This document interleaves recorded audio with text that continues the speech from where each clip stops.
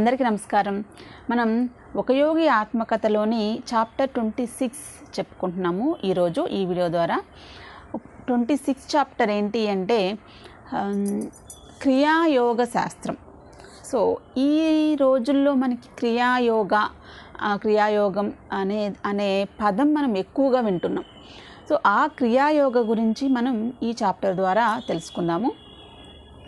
అయితే ఈ చాప్టర్లో మనం క్రియాయోగ అనేది చాలా మంచి సబ్జెక్ట్ అండి. చాలా కాన్సెప్ట్ ఓరియంటెడ్. ఒక యోగి తెలుసుకోవాల్సినటువంటి విషయం ఏంటి అంటే క్రియాయోగ గురించి. సో ఆ క్రియాయోగ శాస్త్రం గురించి, ఈ క్రియాయోగ శాస్త్రము ఒక్క వీడియోలో సరిపోదు చెప్పడానికి. సో మనం దీన్ని కొన్ని పార్ట్స్గా చెప్పుకుందాము. సో ఇది క్రియాయోగ శాస్త్రం పార్ట్ 1.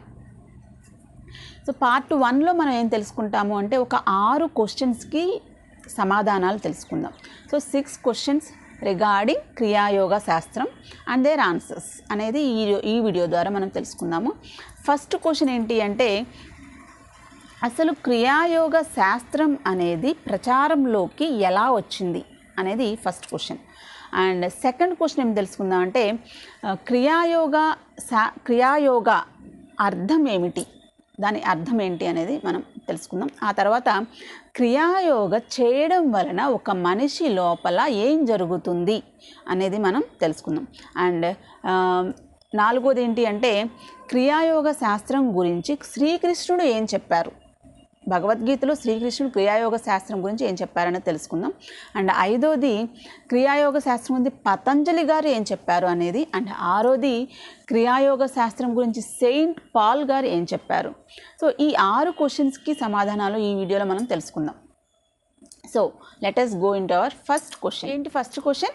క్రియాయోగ శాస్త్రం అనేది ప్రచారంలోకి ఏ విధంగా వచ్చింది కదా. సో మనకి ఈ క్రియాయోగ శాస్త్రం అనేది చాలా సనాతనమైనటువంటి శాస్త్రం అన్నమాట. అయితే ఈ సనాతనమైన శాస్త్రం అంధయుగాల్లో అంటే చీకటి యుగాల్లో, డార్క్ ఏజెస్లో అంటే కలియుగంలో అది మరుగున పడిపోయింది. అందరూ మర్చిపోయారనమాట. కలియుగంలో ఆ సనాతనమైనటువంటి శాస్త్రం ఏదైతే ఉందో మన క్రియాయోగ శాస్త్రం, దాన్ని మర్చిపోయారు. అంటే చూడండి, అంటే కలియుగంలో అంటే ఇప్పుడు మనం కలియుగంలో లేమా అంటే yes, we are not in the Kaliyugam, మనం ద్వాపర యుగంలో ఉన్నాం. అది ఆల్రెడీ నేను దానికి యుగాల గురించి ప్రీవియస్ కొన్ని వీడియోస్ చేశాను, ఒకసారి చెక్ చేయండి. యాక్చువల్గా ద్వాపర యుగంలో ఉన్నాము అనే విషయాన్ని కూడా మన యుక్తేశ్వర్ గారు ఒక బుక్లో చక్కగా పొందుపరిచారు, దాన్ని వివరించారు అన్నమాట. అదే మీకు నేను చెప్పడం జరిగింది. సో మనకి డార్క్ ఏజెస్లో కలియుగం అయిపోయింది ఆల్రెడీ, ఇప్పుడు మనం ద్వాపర యుగంలో ఉన్నాము. దానికి ప్రూఫ్ ఇప్పుడు మనం క్రియాయోగ గురించి మనం తెలుసుకుంటున్నాము అంటేనే వీఆర్ నాట్ ఇన్ ద కలియుగ, సో వీఆర్ ఇన్ ద ద్వాపర యుగ. సో స్టార్ట్ అవుతుందన్నమాట. మళ్ళీ మనకి ఒక హాఫ్ సైకిల్ అయిపోయింది. సత్యయుగము, త్రేతాయుగము, ద్వాపర యుగము, కలియుగం కంప్లీట్ అయిపోయి మళ్ళీ ఇలా ఒక డౌన్ఫాల్ చూసేసాం మనం. ఇప్పుడు మళ్ళీ డిసెండింగ్ ఆర్డర్ అనమాట, పైకి మనం వెళ్ళే క్రమం, కంప్లీట్ సైకిల్ అవ్వాలి కదా. సో ఆ కంప్లీట్ సైకిల్లో ఒక హాఫ్ సైకిల్ కంప్లీట్ అయిపోయింది, నెక్స్ట్ హాఫ్ సైకిల్ దగ్గరికి వెళ్తున్నాం కంప్లీట్ చేయడానికి. సో కలియుగంలో ఆ డార్క్ ఏజెస్లో మనం క్రియాయోగ సనాతనమైనటువంటి ఆ శాస్త్రాన్ని మర్చిపోయాం, తెలియదు ఎవరికి. తర్వాత 19వ శతాబ్దంలో, సో 19వ శతాబ్దంలో మన బాబాజీ గారు, మహావతార్ బాబాజీ గారు, సో ఈయన ఏం చేశారు అంటే సనాతన శాస్త్రాన్ని, మరుగున పడిపోయినటువంటి ఆ శాస్త్రాన్ని కొంచెం డెవలప్ చేసి ఈజీగా దానికి అంటే ఆ శాస్త్రాన్ని డెవలప్ చేసి ఈజీగా ఉండడానికి, మనలాంటి వాళ్ళు చిన్నవాళ్ళు కూడా అర్థం చేసుకునేలాగా ఉండడం కోసం ఈజీగా దాన్ని రూపొందించారనమాట బాబాజీ గారు, మహావతార్ బాబాజీ గారు రూపొందించి దానికి క్రియాయోగ శాస్త్రం అని పేరు పెట్టారు. సో దాన్ని మహావతార్ బాబాజీ గారు రూపొందించినటువంటి కొత్తగా, అంటే ఆల్రెడీ ఉన్నదే కొంచెం కొత్తగా దాన్ని అప్డేట్ చేసి దాన్ని ముందుకు తీసుకొచ్చారు. ఆయన ప్రాక్టీస్ చేస్తూ ఫస్ట్ ఈయన లాహరి మహాశైలు అనే ఒక ఆయన లాహరి మహాశైలు గారు ఆల్రెడీ పెళ్లి చేసుకున్నారు, పిల్లలు ఉన్నారు, ఉద్యోగం చేస్తున్నారు రైల్వేలో. సో ఆయన్ని ట్రాన్స్ఫర్ చేయించి ఈయన గురించి మనం నెక్స్ట్ వీడియోస్లో కూడా తెలుసుకుంటాం. లాహరి మహాశైలు గారిని ట్రాన్స్ఫర్ చేపిస్తారనమాట.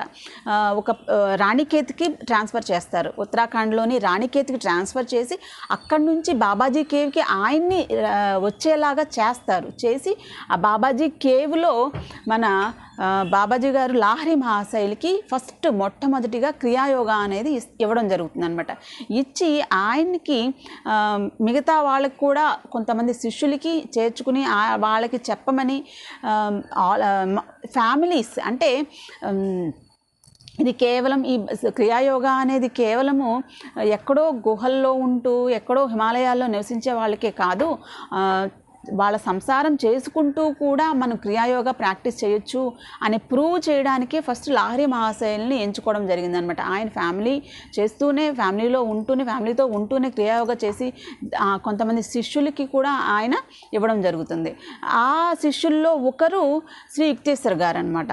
మనం ఇప్పటివరకు చెప్పుకున్నాం కదా, పరమహంస యోగానంద గారి గురువులు యుక్తేశ్వర్ గారు. సో ఇట్లా లాహరి మహాశైలు మన యుక్తేశ్వర్ గారికి కూడా అందజేయడం జరిగిందనమాట ఈ క్రియాయోగ శాస్త్రాన్ని.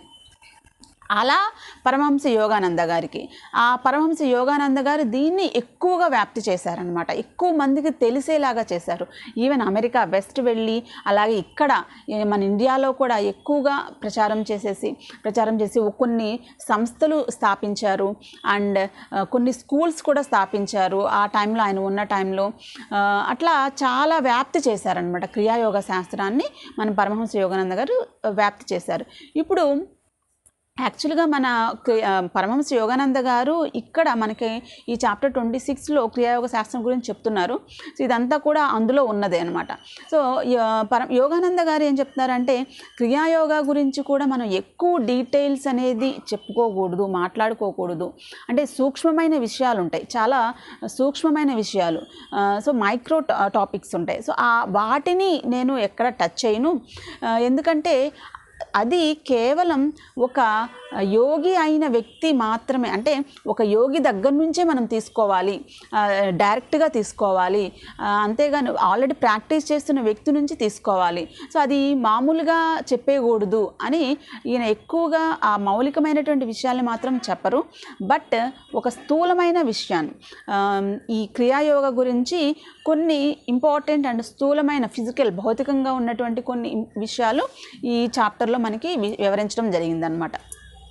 సో అలా క్రియాయోగా అనేది మొట్టమొదటిగా మన మహావతార్ బాబాజీ గారు క్రియాయోగ శాస్త్రం అని పేరు పెట్టి ఆల్రెడీ ఉన్న సనాతనమైన ఒక శాస్త్రాన్ని తీసుకువచ్చి దాన్ని కొంచెం అప్డేట్ చేసి మనలాంటి వాళ్ళకి ఈజీగా ఉండేలాగా దాని ప్రచారంలోకి తీసుకొచ్చారనమాట.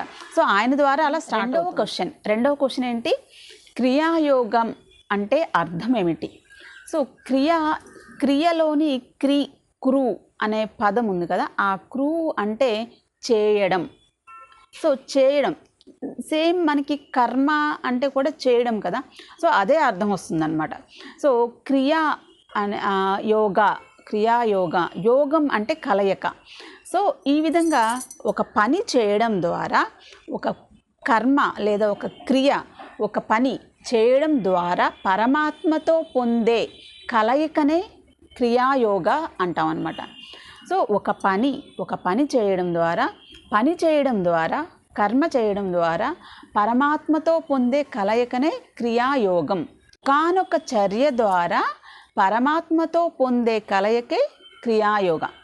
క్రియాయోగాన్ని నిష్టగా సాధన చేసిన ఒక వ్యక్తి లేదా ఒక యోగి కర్మ నుంచి విముక్తి పొందుతాడు.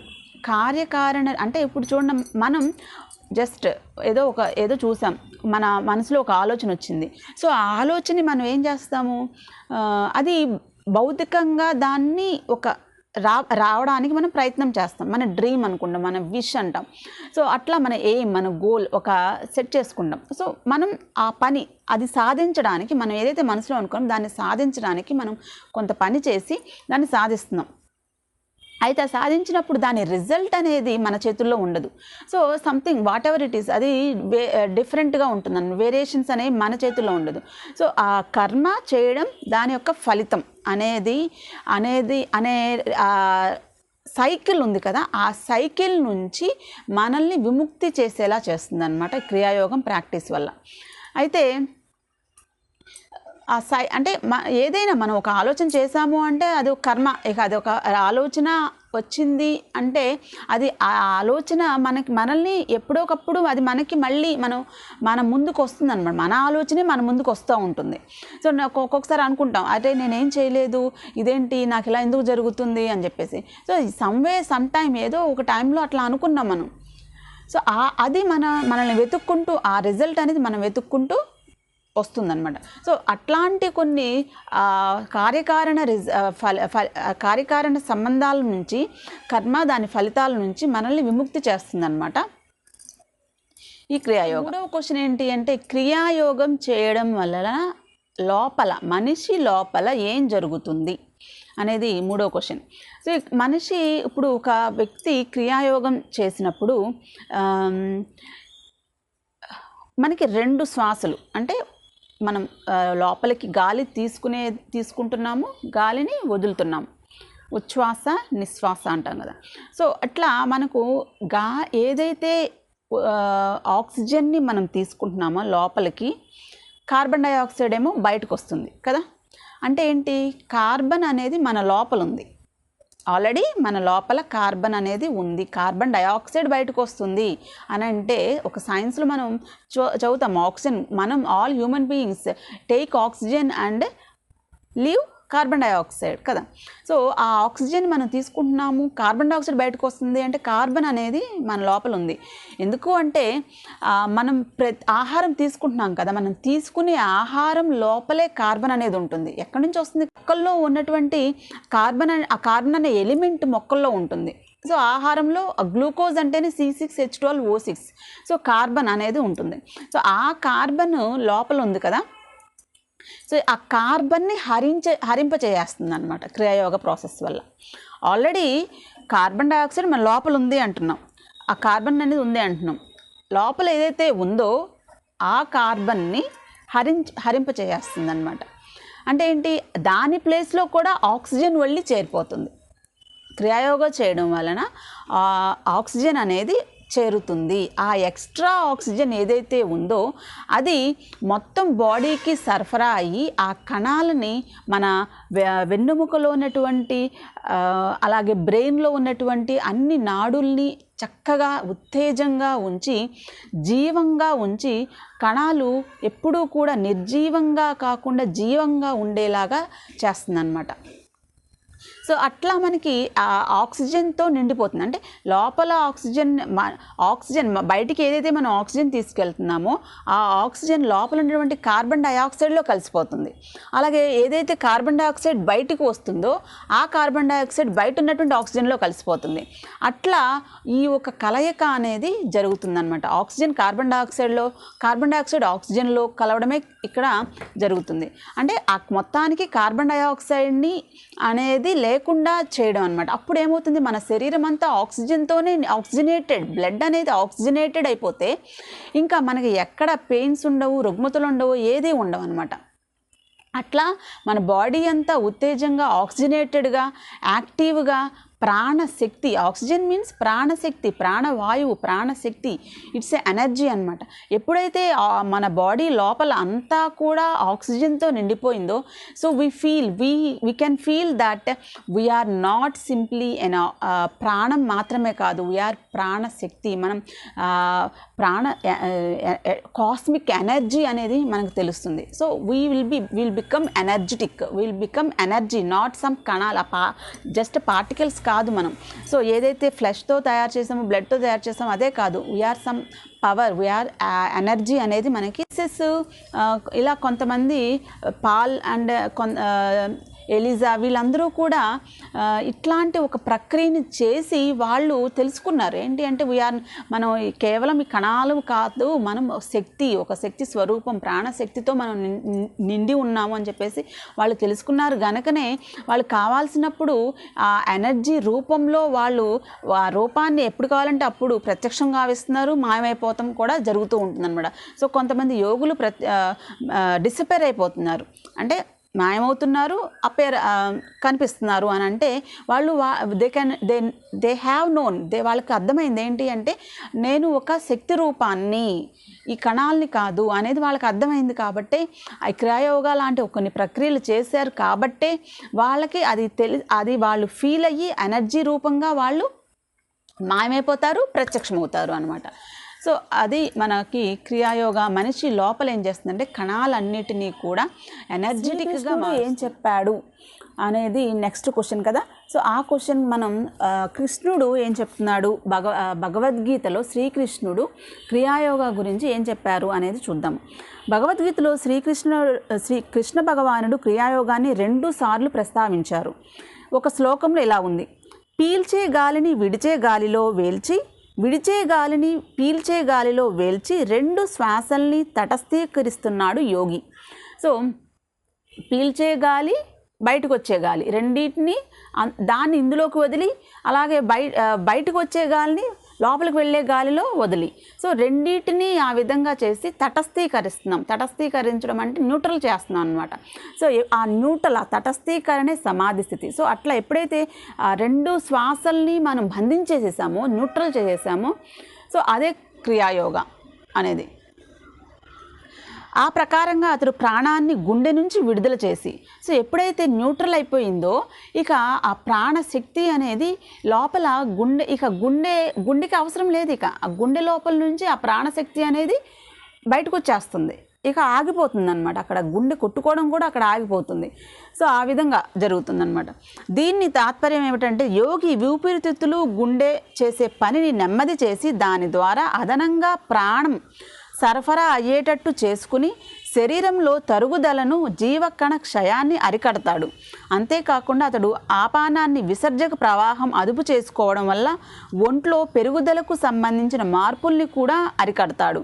ఈ ప్రకారంగా పెరుగుదలను నిలుపు చేసి యోగి ప్రాణశక్తిని అదుపులో ఉంచుకోవడం నేర్చుకుంటాడు. సో పెరుగుదల అక్కడ ఇంక్రీజు ఉండదు, డిక్రీజు ఉండదు, క్షయము ఉండదు, ఏదో పెరగడము ఉండదు, తగ్గిపోవడము, తరుగుదల ఉండదు అనమాట. అంటే తటస్థీకరణ, న్యూట్రల్ అయిపోతుంది కదా. సో అట్లా మనకి న్యూట్రలైజ్డ్ స్టేట్ అనేది క్రియాయోగం చేయడం వల్ల అవుతుంది అని చెప్పేసి మన గీతలో మరో శ్లోకం ఇలా చెబుతోంది: ఏ ముని మోక్షపరాయణుడై కనుబొమ్మల మధ్య బిందువు మీద చూపు నిలపడం వల్ల ముక్కులోను ఊపిరితిత్తుల్లోనూ ఆడే ప్రాణ ఆపాన వాయువుల సమ ప్రవాహాలని తటస్థీకరించడం వల్ల బాహ్య విషయాల నుంచి వెనక్కి తగ్గగలుగుతాడో, ఇంద్రియ సంయోజితమైన మనస్సును బుద్ధిని అదుపు చేయగలుగుతాడో, కోరికను భయాన్ని కోపాన్ని పారదోలగలుగుతాడో ఆ ముని శాశ్వతంగా విముక్తి అవుతాడు. సో గీతలో మనకి ఈ విధంగా కూడా ఉందన్నమాట. అంటే కనుబొమ్మల మధ్యలో మన మొత్తం కాన్సన్ట్రేషన్ అంతా కూడా కనుబొమ్మల మధ్యలో మనం నిలిపి ఆ ప్రాణవాయువుని ఏ విధంగా అయితే తీసుకొని మొత్తానికి శరీరానికి మొత్తం వెళ్ళేలాగా చేసి, ఆ విధంగా చేసి అతని యొక్క ఆలోచనల్ని బయటికి పోనివ్వకుండా లోపలికే వచ్చేలాగా చేసి భయాల్ని కోపాన్ని బట్టి అన్నిటినీ అదుపులో ఉంచుకోగలుగుతాడో అతను ఇక పూర్తిగా విముక్తి పొందుతాడు అని మనకి వేరొక శ్లోకంలో భగవద్గీతలోనే 2 శ్లోకాల గురించి ఇక్కడ మనకి చెప్పడం జరిగిందనమాట. నాశరహితమైన ఈ యోగాన్ని వెనకటి ఒక అవతారంలో ప్రాచీన జ్ఞాని అయిన వివస్వతుడికి ఉపదేశించిన వాణ్ణి నేనేనని, ఆ వివస్వతుడు మహాధర్మ శాసకుడైన మనువుకు ఉపదేశించాడని కూడా కృష్ణుడు చెబుతాడు. సో అక్కడ అంతకుముందు ఒక అవతారంలో ఒక ప్రాచీనమైనటువంటి జ్ఞాని అంట వివస్వతుడు. సో ఆ వివస్వతుడికి మన కృష్ణుడు చెప్పారంట. ఆ తర్వాత మనువుకి ఆయన చెప్పారంట. వివస్వతుడు మనువుకి చెప్పడం జరిగిందనమాట ఈ యోగం గురించి. ఆ మనువు సూర్యవంశ స్థాపకుడైన ఇక్ష్వాకుడికి ఉపదేశింపజేశాడు. తర్వాత ఈ మనువేమో ఇక్ష్వాకుడికి సూర్యవంశ స్థాపకుడు ఇక్ష్వాకుడికి చెప్పారనమాట. ఈ విధంగా ఋషులు రాజయోగాన్ని ఒకరి దగ్గర నుంచి మరొకరికి అందిస్తూ భౌతికవాద యుగాలు వచ్చే వరకు కాపాడారు.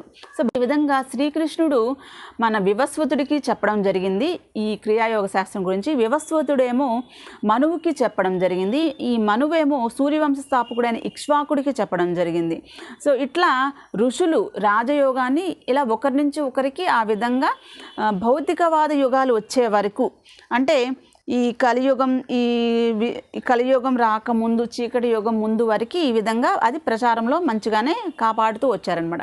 ఆ తర్వాత పురోహితుల గోపన ప్రవృత్తి వల్ల, మానవుడి ఉపేక్ష వల్ల ఈ పవిత్ర విద్య క్రమంగా అందుబాటులో లేకుండా పోయింది. ఇక తర్వాత ఏమైంది, తర్వాత కాలాల్లో పురోహితులు మాకే తెలియాలి, ఇది అందరికీ తెలియకూడదు ఈ విద్య అనేది, కొంతమంది వాళ్ళు స్వార్థంతో అది బయట వాళ్ళకి చెప్పకూడదు అని చెప్పేసి అలా చెప్పడం, అలా కొంతవరకు దాన్ని సప్రెస్ చేయడం జరిగింది. పతంజలి గారు ఏం చెప్పారు అనేది మనం ఇప్పుడు చూద్దాం. యోగ విద్యకు ప్రప్రథమ శాస్త్రకారుడైన ప్రాచీన ఋషి పతంజలి క్రియాయోగాన్ని 2 సార్లు పేర్కొంటూ ఇలా రాశారు: శరీర వ్యాయామం, మనోనిగ్రహం, ఓంకారం మీద ధ్యానం కలిసి క్రియాయోగం అవుతుంది. సో మనకి పతంజలి గారు ప్రప్రథమంగా యోగ విద్యకు ప్రప్రథమంగా శాస్త్రకారుడైన ప్రాచీన ఋషి, ఫస్ట్ ప్రాచీన ఋషి ఎవరు అంటే పతంజలి అనమాట. ఈయన క్రియాయోగ గురించి 2 సార్లు ప్రస్తావించారంట. ఏమని? ఫస్ట్ ఒకటి శరీర వ్యాయామం అంటే ఎక్సర్సైజెస్, మనోనిగ్రహం అంటే కంట్రోల్ ఆఫ్ మైండ్, ఓంకారం మీద ధ్యానం, ఓంకారం చేయడం, ఈ మూడింటి యొక్క కలయిక క్రియాయోగం అని ఈయన ప్రకారం, according to him. So Patanjali గారు ప్రకారం ఈ విధంగా చేయాలి అనేది క్రియాయోగం అవుతుందని చెప్పి ఆయన చెప్పారనమాట. సో ధ్యానంలో వినవచ్చే ఓంకారం అనే యథార్థమైన విశ్వనాదమే దేవుడని అంటాడు పతంజలి. సో ఆ ధ్యానం చేస్తున్నప్పుడు ఓంకారం అనేది మనకి రైట్ ఇయర్లో వినిపిస్తుంది అనేది మనకి చెప్తూ ఉంటారు. సో ఆ ఓంకారమే భగవంతుడు, దేవుడు అని పతంజలి గారు చెప్తారంట.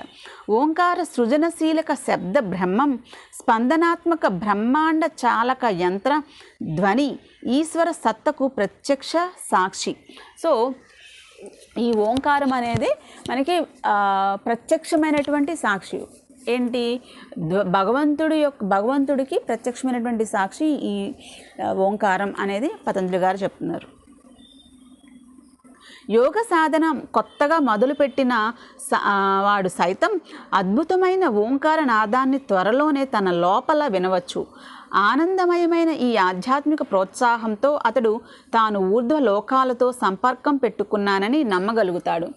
సో ఈ ఓంకారం అంటే ఈ వినడం అనేది అంత కష్టమేమీ కాదు, ఈజీగానే త్వరగానే స్టార్ట్ చేసిన కొంతకాలంలోనే తీవ్రంగా కొన్ని రోజులు ప్రయత్నంతోనే ఓంకారం అనేది వినగలడు.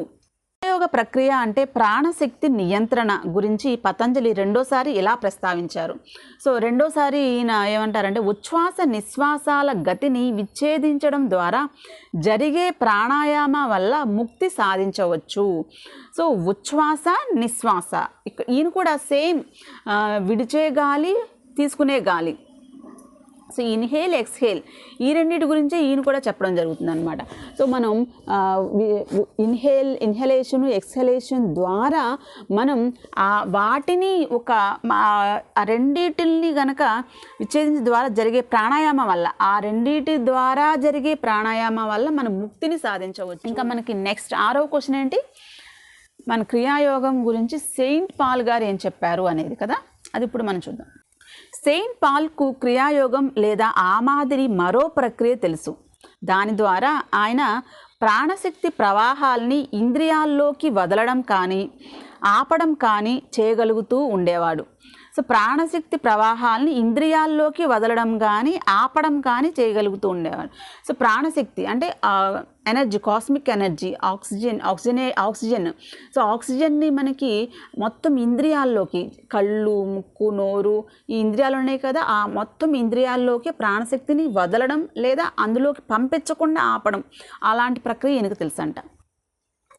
అంచేత ఆయన ఇలా అనగలుగుతాడు: క్రీస్తు అంటే మనకున్న పరమానందం మీద ఒట్టు వేసి చెబుతున్నాను, నేను రోజూ చనిపోతూ ఉంటాను. సో ఆయన చెప్తున్నారు ఏమని అంటే, నేను ప్రతిరోజు చనిపోతాను. సెయింట్ పాల్ గారు చెప్పిన మాట అన్నమాట.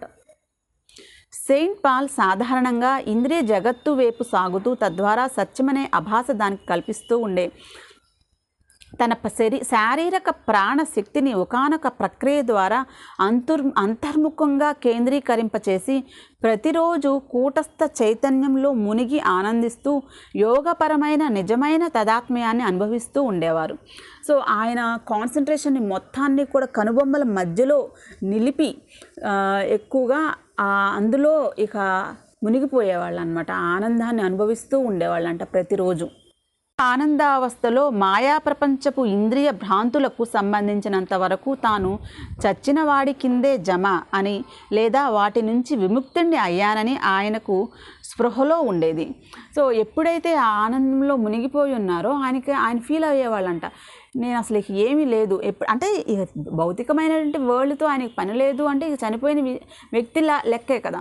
సో అట్లా అందుకని ఆయన ఆ ధ్యానంలో ఆ క్రియాయోగ చేసి ఆయన రోజు చనిపోతాను నేను అని చెప్పేసి ఆయన ప్రస్తావించారనమాట.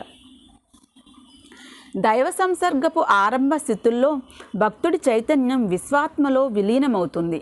సో స్టార్టింగ్లో మన చైతన్యం అనేది భగవంతుడి యొక్క చైతన్యంలో కలిసిపోతుందంట. అతని ప్రాణశక్తిని శరీరంలోంచి లాగేసినట్టు అవుతుంది. సో అంటే ప్రాణం ఎప్పుడు చనిపోయినప్పుడు ప్రాణం లాగేసినట్టు ఉంటుందంటారు కదా, అట్లా అనిపిస్తుందంట క్రియాయోగం చేసినప్పుడు. అప్పుడు ఆ శరీరం చచ్చిపోయినట్టుగా కదలిక లేకుండాను బెర్ర బిగిసి ఉన్నట్టు కనిపిస్తుంది. సో ఇక సమాధి అంటాం. సో ఇక ఏమి ఉండదన్నమాట, ఒక సాలిడ్ ముద్ద, ఒక శుద్ధ ముద్ద, సాలిడ్ ఏ విధంగా అయితే ఏదైనా బంగారపు ముద్ద శుద్ధ ముద్ద ఎలా అయితే ఉంటుందో అట్లా ఒక ముద్దలాగా అయిపోతాం అన్నమాట క్రియాయోగ చేసినప్పుడు. ఆ శరీరం చచ్చిపోయినట్టుగా కదలిక లేకుండానే బెర్ర బిగిసి ఉన్నట్టు కనిపిస్తుంది. తాను చైతన్యం స్తంభించిన శారీరక స్థితిలో ఉన్నానన్న స్పృహ యోగికి పూర్తిగా ఉంటుంది. అయితే ఉన్నత స్థితులకు పురోగమిస్తున్న కొద్దీ అతడు శారీరక నిశ్చలత లేకుండానే మామూలు జాగృతావస్థ చేతనావస్థలోనూ తనను నిర్బంధించే లౌకిక విధుల మధ్యలోనూ కూడా దైవానుసంధానం చేస్తాడు. సో ఇక్కడ తర్వాత పోను ఒక వ్యక్తి ఒక యోగి చేస్తూ ఉన్నప్పుడు ఈ క్రియాయోగ చేస్తూ ఉన్నప్పుడు అతనికి ఎట్లా అనిపిస్తుందంటే మామూలుగా ఇప్పుడు కూర్చుని ధ్యానం చేస్తున్నప్పుడే కాదనమాట, ఏ పని చేస్తున్నా కూడా ఆ పనుల మధ్యలో కూడా అతని ప్రాణం లాగేసినట్టు, అతను శిలగా మారిపోయినట్టు, స్తంభించిపోయినట్టు అట్లా ఆయనకి అనిపిస్తుంది అనమాట. అంటే భౌతికమైన లోకంలో నుంచి ఆయన తీసేయబడతారనమాట అక్కడ. అలా ఒక మహానుభావులకి అలా జరుగుతూ ఉంటుంది. సో ఈ వీడియోలో మనం ఇంతవరకు తెలుసుకుందాము. ఈ 6 క్వశ్చన్స్ మీకు అర్థమైందని అనుకుంటున్నాను. సో ఫస్ట్ ఏంటి, ఎవరు మనకి క్రియాయోగం గురించి ప్రచారంలోకి తీసుకొచ్చింది ఎవరు, ఆ పేరు క్రియాయోగ అనే పేరు పెట్టింది ఎవరు అంటే మహావతార్ బాబాజీ గారు. సో 19వ శతాబ్దంలో ఈ క్రియాయోగ అని కొంచెం అప్డేట్ చేసి ఆయన లాహిరి మహాశైలికి అందించడం జరిగింది. ఆ తర్వాత అలా క్రమక్రమంగా వాళ్ళ శిష్యరికం అనేది కొనసాగుతూ వచ్చిందనమాట. సో ఇప్పుడు ఈ రోజుకి మనకి మన పరమహంస యోగానంద గారు స్థాపించినటువంటి YSS అనే ఒక సంస్థ నడుస్తూ ఉంది. అలాగే సెల్ఫ్ రియలైజేషన్ సొసైటీ అనేది ఒకటి నడుస్తుంది. అది వెస్ట్లో అమెరికాలో సెల్ఫ్ రియలైజేషన్, ఇక్కడ మన ఇండియాలో YSS యోగానంద సత్సంగ్ సొసైటీ అనేది ఆల్రెడీ జరుగుతూ ఉంటుందన్నమాట. వాళ్ళ ద్వారా నేను YSS మెంబర్ అనమాట. సో వాళ్ళ ద్వారా మనం ఈ క్రియాయోగా అనేది మనం నేర్చుకుని దాన్ని ప్రాక్టీస్ చేయడం వల్ల మనకి ఇప్పుడు ఏదైతే ఇక్కడ విషయాలు మన కృష్ణుడు చెప్పినటువంటి విషయాలు, అలాగే పతంజలి గారు చెప్పినటువంటిది కానీ కావచ్చు, లేదా పాల్ గారు చెప్పింది కావచ్చు, అవన్నీ కూడా జరుగుతాయి అన్నమాట. ఏంటి అంటే మన గుండె నుంచి ప్రాణం తీసేసినట్లుగా మనం శరీరం అనేది ఒక శుద్ధ ముక్కలాగా మాంసపు ముద్దలాగా అవుతూ ఉంటుందన్నమాట. అండ్ మన శ్వాస అనేది తీసుకునే శ్వాస విడిచే శ్వాస రెండిటి యొక్క కలయిక జరిగి తటస్థీకరణ అనేది జరగడం, ఇవన్నీ కూడా వాళ్ళు చెప్పినట్లుగా మనకి క్రియాయోగ చేస్తున్నటువంటి ఒక యోగికి సాధారణంగా సహజంగా ఎదురయ్యేటువంటి కొన్ని అనుభవాలు అన్నమాట. సో ఈ క్రియాయోగాన్ని మాత్రం ఒక ఋషి ద్వారా సాధన చేస్తున్న ఒక యోగి ద్వారా తీసుకోవాలి అనేది మనకి ఇక్కడ ఉన్నటువంటి మన పరమహంస యోగానంద గారు చెప్పినటువంటి కానీ అంతకుముందు యోగులు చెప్పినటువంటి కానీ రూల్ అనమాట అది. సో ఇది స్థూలమైనటువంటి కొన్ని విషయాలు. నెక్స్ట్ పార్ట్లో క్రియాయోగ గురించి ఇంకొన్ని విషయాలు మనం తెలుసుకుందాము. అంతవరకు సెలవు. నమస్తే.